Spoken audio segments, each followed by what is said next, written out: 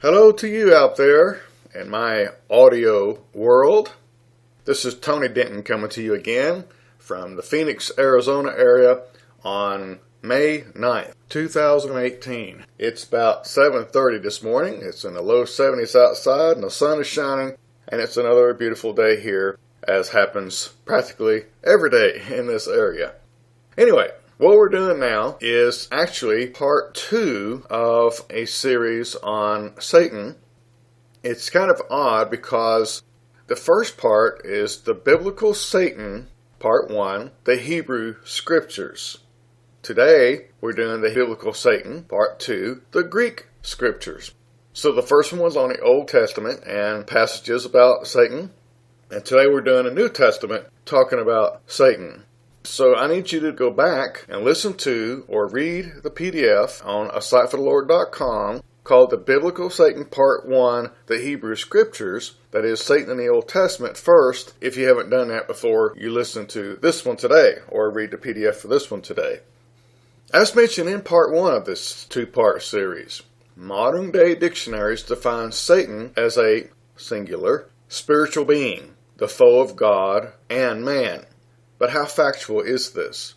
Permit me to begin this installment of our studies in the biblical Satan by repeating some of Part 1's introduction. According to lexicographers like James Strong, the Hebrew term Sultan refers to an opponent or enemy. According to Wilson, it refers to an adversary. According to Gesenius, it refers to an adversary as in war, an enemy. And according to Girdlestone, it refers to an adversary or plotter, one who devises means by which to oppose another. Just as the Hebrew term Sultan involves two primary traits in a being, namely, number 1, an accuser, one who attacks by word per the root Hebrew word Sultan, and number 2, adversary, one who attacks by word and, or physically. So according to lexicographers like James Strong, the corresponding Greek term satanas involves one or both of those traits, depending upon how it's used in any given text.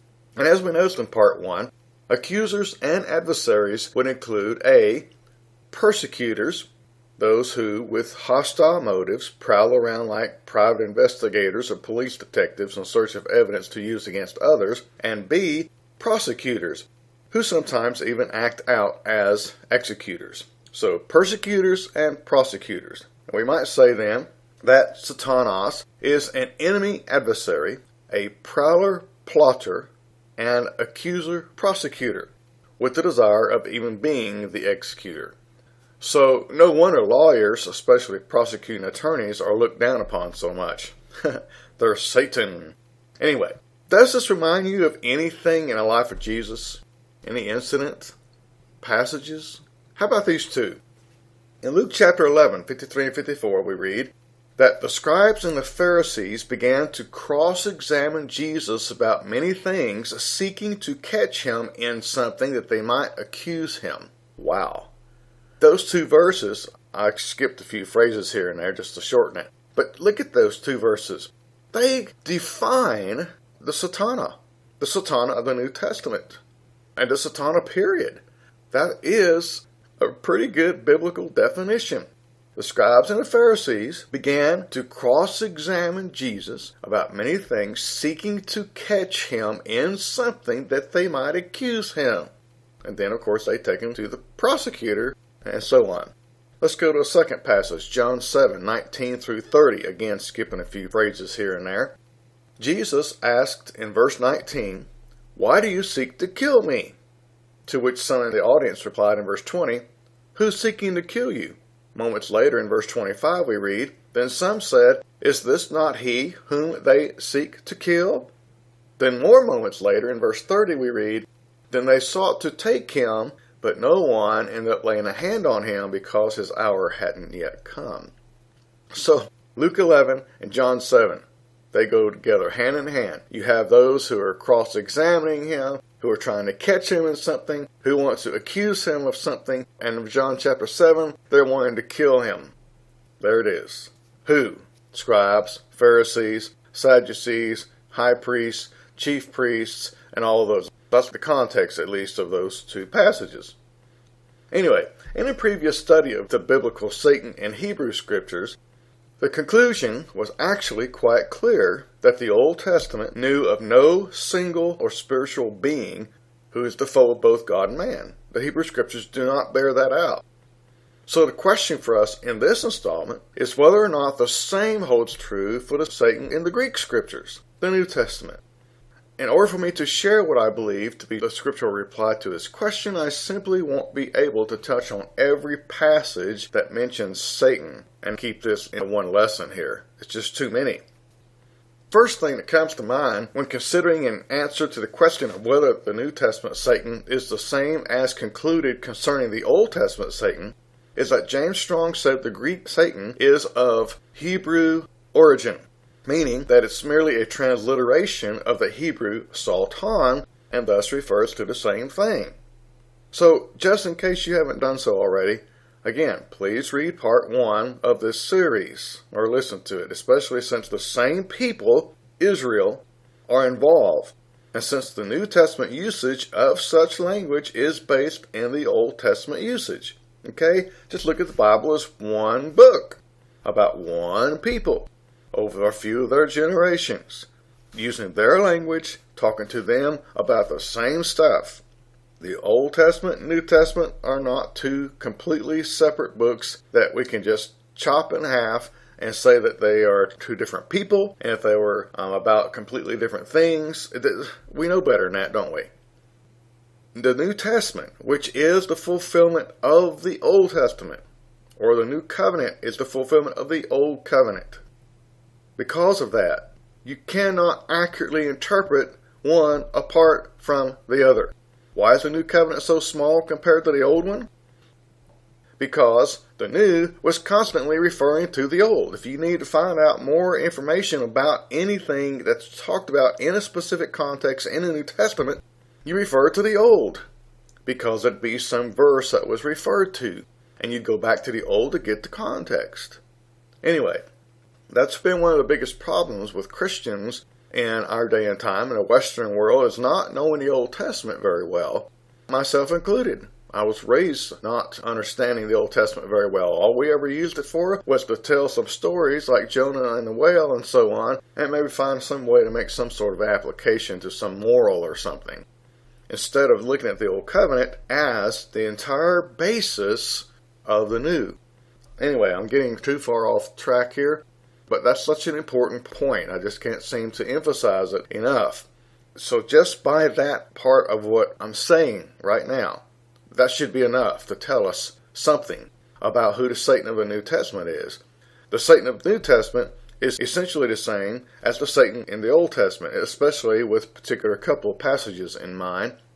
Remember now, in the Old Testament, when we dealt with Satan, there were two primary points. Number one, the Satan of the Old Covenant meant an enemy, and it had to be determined by the context of who the enemy was. In most cases, the enemy, the Satan of the Old Testament, was God himself. Now, if you haven't listened to that one and read that one yet, that first one on Hebrew Scriptures, that's going to sound pretty hard for you to swallow. You'll have to go back and check it out. In most cases, the Satan of the Old Testament was God himself. He was somehow behind what was happening, such as the story about Balaam's donkey and so on in Numbers 22. Okay? The second point is that there are a couple of places where the Sultan is referred to, and in those two places we find prophecy. I believe both places where the Sultan is found with a definite article, that is in Job and in Zechariah chapter 3, those are both prophetic passages. Yes, again, you have to go back, read that, and listen to that. I believe Job is a prophetic book, a living parable, as it were. Okay? So in that study of the Old Testament, I shared that not only are Job and Zechariah chapter 3, 1 and following the only places where Satan has a definite article, but also that unlike the other Old Testament cases, it's my conviction that they're prophetic in nature, referring primarily to the leaders of Israel who would reject Jesus as Messiah and persecute his disciples.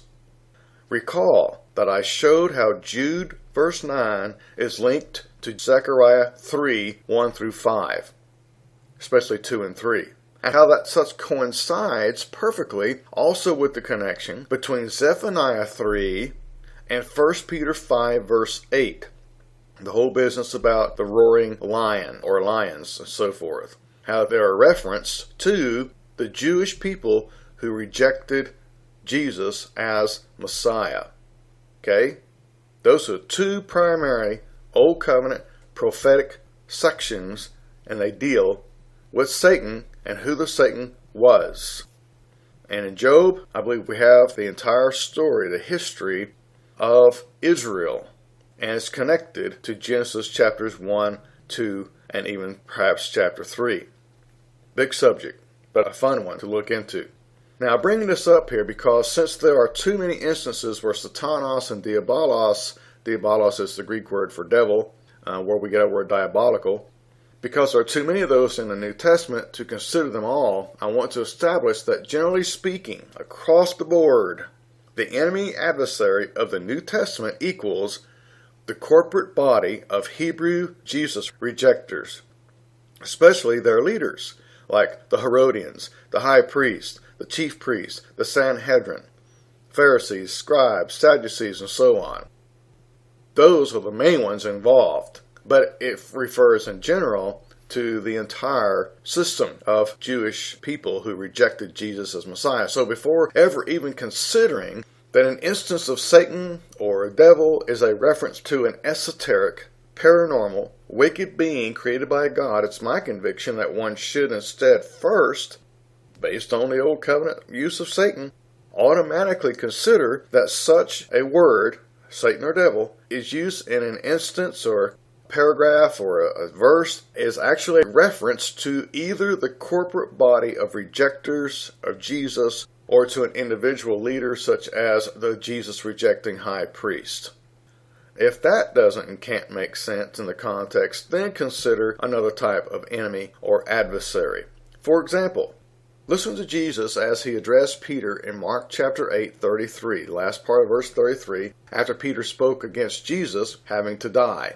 Remember, Jesus had just told them, I'm going to have to go to Jerusalem, I'm going to have to be killed. Okay, and then Peter says, no, Lord, you're not going to do this. Well, remember what Jesus said? Get behind me, Satana. Firstly, the Greek word for get here means to place oneself under someone's authority, mission, or objective. And the reason is explained by Jesus in his next statement to Peter. We'll get to in a second. Secondly, the Greek word for behind means to follow. And thirdly, Satana, of course, refers to someone who says something that opposes the authority, mission, or objective of another. Okay? Get behind me, Satan. Place yourself under my authority. Follow me, you who are saying something that opposes my objective. See, Jesus went on to say to Peter, you're looking at this from a human, not a demon. Notice that now. You're looking at this from a human, not a demon, point of view instead of from God's point of view. That's how he replied. So Jesus was indirectly saying to all his disciples, because the first part of verse 33 says he looked at all of them, that what they had just heard Peter say, whether stated impetuously or not, was exactly the wrong response to Jesus, because that type of thinking was in opposition to God's plan for man's conciliation through Jesus. So since God's Son had just expressed God's thoughts in this matter of his crucifixion, then Peter and the rest of them needed to discipline their minds by bringing their thoughts under his authority and follow his lead as he carried out his God-given mission. Otherwise, they'd be considered adversaries instead of disciples. In a case like Mark 8 with Peter, which is also kind of like the one in Luke 22 verse 3 about Judas, and Acts 5 verse 3 with Ananias. So in the case with Mark 8, it appears quite impossible to apply the New Testament's typical interpretation for Satanas, since the contextual enemy there was Peter's own way of thinking without taking into consideration God's way of thinking. So again, In Acts 8, that doesn't make any sense at all to apply a typical interpretation that the Satanas there is referring to the Jewish people in general, or even to the leaders of the Jesus-rejecting people. It's just Peter and something Peter said. Just kind of, again, with the case of Judas and the case of Ananias. So, there are exceptions, just like in the Old Testament. You had passages that were prophetic, referring to the new covenant, or the Satanas, which would be those who did not follow God, who did not want to follow God's ways and accept his way of thinking. And then you had other passages which refer to Satan as God himself. Same thing in the New Testament. There are times you have to look at it and say, okay, this doesn't work at all if I apply the regular Satana, that is, the Jewish people who hated Christ. So it must be something else. In this case, Peter's own way of thinking. All right, I'm sorry to keep repeating that, but I want to be sure that gets into our heads. Okay, let's spend some time now. The rest of our lesson here will be used to substantiate why I'm convinced that the Satana, enemy, adversary of the New Testament is and was, in general, essentially every time, those who rejected Jesus, whether it be the corporate or collective body of the Jews, or a certain usually high-ranking member or members of that body. They were the Satana. Again, not some esoteric being. So, let's consider several passages backwards from Revelation toward Matthew with the word Satana in them. In Revelation 17:1, in verses 15 through 16, as well as Revelation 19:2, we find passages concerning the harlot. And at least in my circle of Bible students, we all agree the harlot was a picture of Jerusalem led by King Herod and the high priests and all their minions, especially since chapter 19 verse 2 concerns her destruction as vengeance for her martyrdom of numerous saints and prophets of God, which of course fits Matthew 23 perfectly. Now, I don't have time to establish that. I just have to note that, at least for those of us who know that the harlot of Revelation is Jerusalem. Okay, let's go on and finish my little paragraph here. In chapter 17, verse 3, it speaks of her as being in the driver's seat of one of the beasts of Revelation. This particular one being one with 7 heads and 10 horns, which corresponds to the dragon of Revelation chapter 12. And what was that dragon called in Revelation 12, verse 9, as well as in Revelation 20, verse 2? That's right, Satanas. She, the harlot, was sitting in the driver's seat of the Satanas. But the Satanas, the Jewish people in general who rejected Jesus.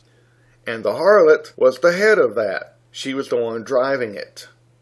Who were they? Jerusalem, the seat of where all the high-ranking people were, who were driving things through the synagogues throughout the Roman Empire.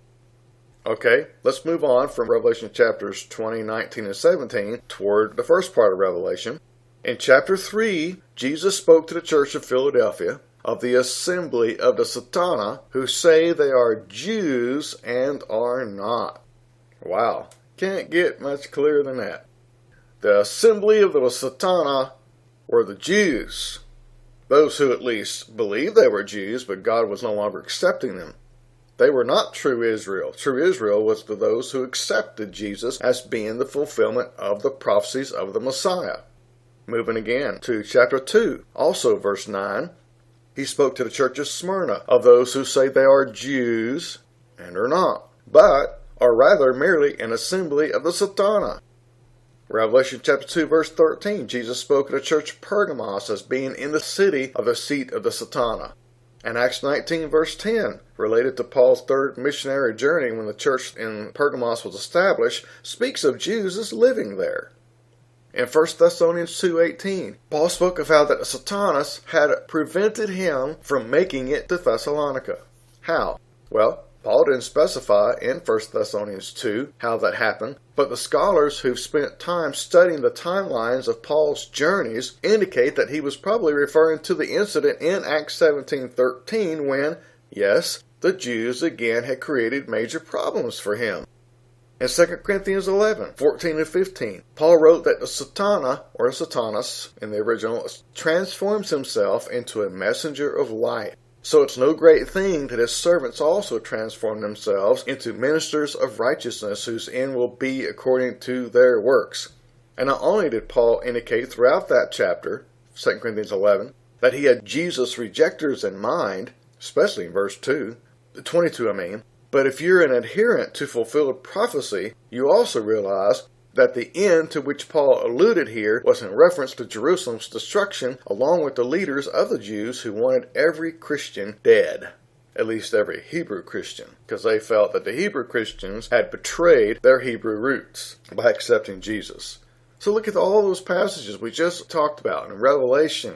There are quite a few in Revelation and Thessalonians and Corinthians where Satana was used, referring to the Jews as the enemies, because I'm talking about the Christ-rejecting Jews, not those who accepted Christ, obviously. All right, well, now let's do the same thing, but considering several passages with the word diabolos in them. Okay, diabolos is, again, the Greek word for the devil, which is obviously the same as Satan. Revelation 20, verse 2, called the dragon the diabolos and the satanas. In other words, the accusing enemy. By the way, if you compare Mark 4:15 with Luke 8:12, you can see that these two terms are indeed used interchangeably, the devil and the satanas. In Revelation 2, verse 10, right after he referred to the Jews in Smyrna as being the congregation of the satanas, he went on to warn his people there that the diabolos, their accuser enemy, was about to throw some of them into prison. Who did that? The Jews. The Jews threw them into prison, or the Jews talked the Romans into doing it. In 1 Timothy chapter 3, verse 6, Paul wrote of the doom of the diabolos. Recall what I said moments ago about how that if you're a fulfilled prophecy adherent, you recognize that the biblical end, such as in relation to the Satanas and his servants in 2 Corinthians 11:15, is a reference to the demise of the Old Covenant temple with its city, Jerusalem, priesthood, sacrifices, etc.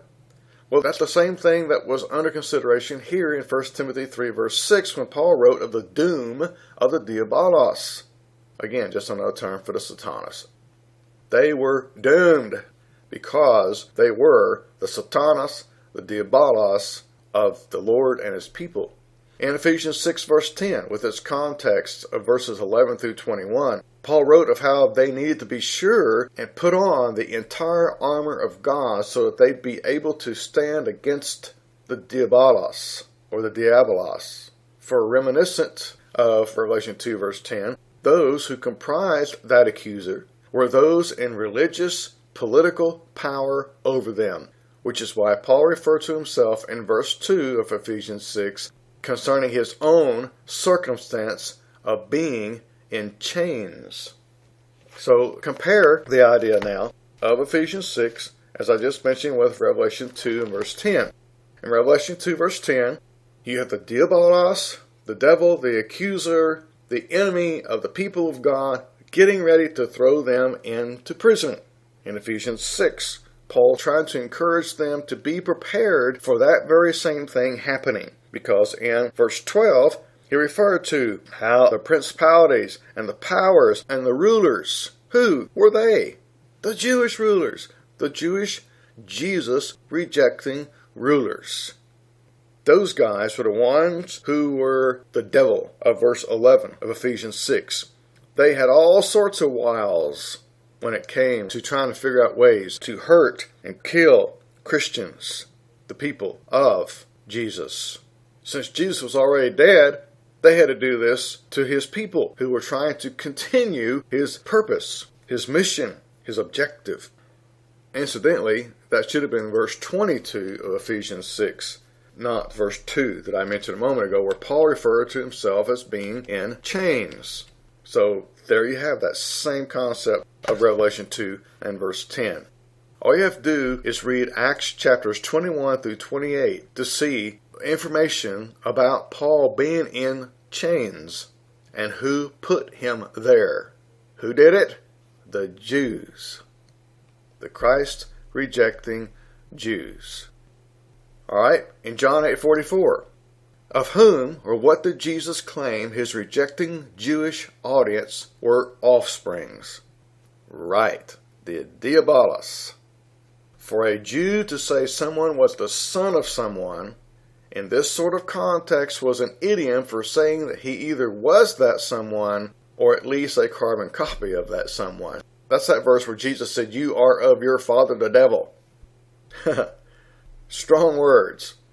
But that's what Jesus said to the Jews. You are of your father the devil. They were sons or children of the devil, which is the same thing as to say, you're the devil. You're the enemy, because they were rejecting him. So, just as we saw he did in Revelation, Jesus was calling them the diabolos. In fact, Paul used the same language in Acts 13 verse 10 against the Jewish sorcerer Bar-Jesus, otherwise known as Elymas, when he called him a diabolos, appending that with the word ekthros, which is the Greek word for enemy. Remember, Satanas was a transliteration of the Hebrew Satan, but the Greek word that really meant enemy was ekthros. That was the Greek's word for enemy. Ekthros. Satanas, again, was just a transliteration of the Hebrew. So, let's talk about that a little bit. Let's do the same thing that we've done the last couple words, Satana and diabolos. Let's do that same thing by considering several passages with the word ekthros in them, since ekthros is the Greek word for enemy, and it's therefore the synonym for Satana. Okay, in Philippians 3:18, after bringing up the Christ-rejecting Jews in verses 2 and 3, under whom they were, as well as everywhere else in Paul's world then, having to suffer for Jesus, Paul called them the ekthros of Christ. Let me say that part again. In Philippians 3:18, after referring to the Jews in verses 2 and 3, Paul called them the ekthros or ekthros of Christ, the enemy of Christ, appending that with a comment about their destructive end. Verse 19, remember that end business, Jerusalem's destruction, because they, like Peter in Mark 8, weren't looking at things from God's point of view, but from their own worldly, selfish point of view, like most politicians have always done, right? Move on now to 1 Corinthians chapter 15, verse 25, wherein Paul wrote of how Jesus reigned until all his ekthros had been placed under his feet, which in Hebrews 10:13 says, making them his footstool. Romans 11:28. Paul came right out and called the Jews the ekthroi, that's plural for the enemies, of those accepting Christianity. Romans 11:28. The Jews were called the enemies of those accepting Christianity. That is, the people of Jesus the Christ. Recall Jesus standing at the stoning of Stephen, and how that in Acts 9 he told Saul that he was persecuting Jesus when he was persecuting Christians. Moving on, in Luke 19:27, Jesus said to bring here those enemies, ekthros of mine, who didn't want me to reign over them and slay them before me. Which, by the way, corresponds to the destruction of the ekthros, enemies, in Revelation 11, verse 5. The destruction of Jerusalem. One more. In Matthew chapter 13, we've been going backwards, remember, from Revelation to Matthew each time. In Matthew 13:39, Jesus called the ekthros the diabolos and referred to his end at the end of his age, verse 40. Catch that? Matthew 13:39, Jesus called the ekthros the diabolos. The enemies were the devil. We already know who the enemies were. It's clear. And he referred to the end of that enemy, that corporate body of Israel, their enemy, at the end of his age, verse 40. And you know what the age of Jesus was. Jesus was born, lived, died under the Old Covenant age.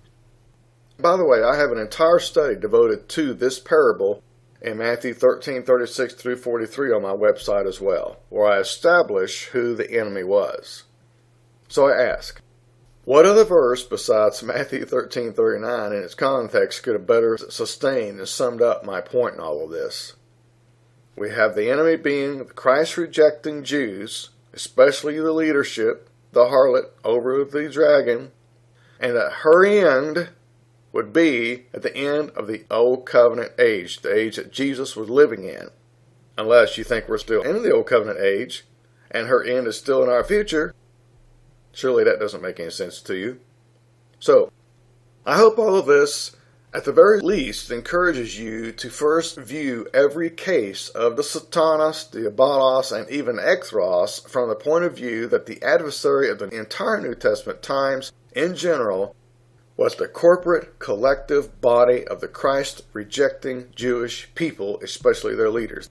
Then, if there's no way at all such makes sense in some given context, then consider that the context may offer another option, as we talked about relative to Peter in Mark 8, which also fits Judas in John 6:70 and Ananias in Acts 5:1 and following. Just remember, the entire New Testament, from Matthew to Revelation, the theme that runs through the entire New Testament is who were and who are the people of God. Old Covenant Israel or New Covenant Israel. There's so much more we could discuss, but we need at least one more entire study to get to all the other passages with the terms Satanas, Diabolos, and Ekthros. But let me end with a few words on the most questioned incident found in Luke chapter 4, 1 through 13, concerning the testing of Jesus, which transpired among, as Mark put it, the wild beasts in the desert. The question is, who was this Diabolos Satanas who interacted with our Lord? Well, based upon my conviction that the theme running through the entire New Testament is that question and that strife over who really is and was the true children of God, applying my principle that the enemy is always rejecting Israel unless it's impossible for such to fit in the context, I believe the adversary of Jesus here in Luke 4, as well as Matthew 4, of course, was either a single leader or a multitude of leaders of the Jews who were testing Jesus in regard to what they heard and or even saw occur at John's baptism of Jesus. Remember, John preaches about Jesus coming. John says, look, there's the Lamb of God who's going to save us all. Jesus comes to him, he baptizes him. The Spirit comes down in the form of a dove, etc. And the voice says, this is my beloved Son, this is the one. What happens? He goes off and he's being tested. By whom? Who else would test him among all those people who had heard about this or who hadn't even been in the audience and seen it? That's right, the Jews. Again, the leaders. Okay, think about a couple things and I'll be finished here. The accounts of this event indicate that Jesus was in the desert during this testing. Yes, the desert. That's what the original word means. Some versions say wilderness, but when we think of wilderness, we think of a forest in our day and time. At least I do. In America, when I think of wilderness, I'm thinking, man, I'm lost in the forest here and all these animals and stuff. No, the Greek word used there was the desert. Did you know the Bible refers to Jerusalem, especially during its messianic days, as being a desert? That is, a spiritual desert. In Jeremiah 4:11, and Isaiah 64 verse 10, and other places, it's the same Greek word. The Septuagint version of the Old Testament uses the same word, desert, spiritual desert. Further, Mark 1 verse 13 says that Jesus was with not just wild beasts, but the wild beasts during this time of testing in the desert. Did you also know that the Jewish haters of Christ and Christians were called such? Just check out Matthew 23 and 33, where Jesus called them all sorts of wild animals. 1 Corinthians 15:32, Paul referred to the trouble he had gotten into with people in Ephesus. These Jews who hated him and were trying to take him down, called them beasts. Jude verse 10 does the same thing, calls them beasts. You might also confer 1 Peter 5:8, with Zephaniah 3 and 3 that I referred to at the very beginning of our lesson. So you have Jesus leaving his baptism. He went into Jerusalem, into the spiritual desert of God's people, and he was being tested by those wild beasts. Okay, lastly, compare the get behind me Satanas in Luke 4 with our explanation of that same statement to Peter in Mark 8, and see how that fits. I can see Jesus saying to these Jewish leaders, "Get behind me, Satanas, for you're not thinking about things according to God, but according to men, not demons." That makes them men. Anyway, just some thoughts for you to consider. Don't forget to go to the website and download the PDF for this and the other studies and do whatever you wish with them. If you want to write me about them, if you want to share them with other people or whatever. Everything on my website is free to download and use. I forgot to mention earlier that I have a lesson on my website about devils and demons and so forth. So you might be interested in checking that one out as well, because it does fit fairly well within the context of these two studies on Satan. And I thank you for your time, and we'll catch you at another time when we study another portion of the Word of God.